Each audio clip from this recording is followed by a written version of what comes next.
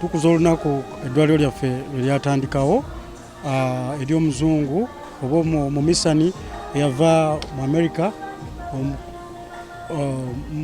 Dr. Albert Cook eyajja n'atandikawo eddwaliro lyaffe ddino ery'Emmengo.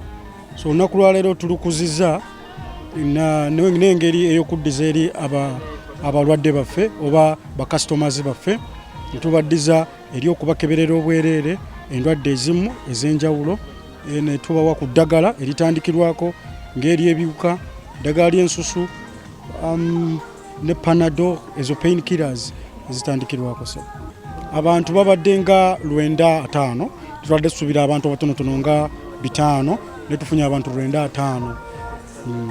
Era tusuubira abalala abajja, era tuli kumpi kuggalawo naye waliwo abakyajja, wamanyi bava ku mirimu ne bajja tetusobola bagoba nga womanyi tuzze eri bo kuba be bakama baffe. Obulwadde bwonna tubujjanjaba nga bwe bagambe nti ddwaliro ddene, obulwadde bwonna tubujjanjaba kuba tulina abakugu mu buli department, mulimu abakugu abatali nti ate ono baawano baffe esebo, buli bulwadde bwomanyi tubujjanjaba. Obuzibu bwe tusanze olwaleero abantu abadde basuubira ebisinga nti byabwe kuba eddagala ery'ebbeeyi ne investigations oba okukebera okw'ebbeeyi. So ebyo biraddemu ku buzibu, naye nga sofa ebadde etambudde bulungi, tewabadde ffujjo, bintu bibadde organized bulungi. Abalwadde batutegeezezza nti baasanyuse nnyo okuwulira nti Mengo Hospital egenda bakebera amaaso ku bwereere.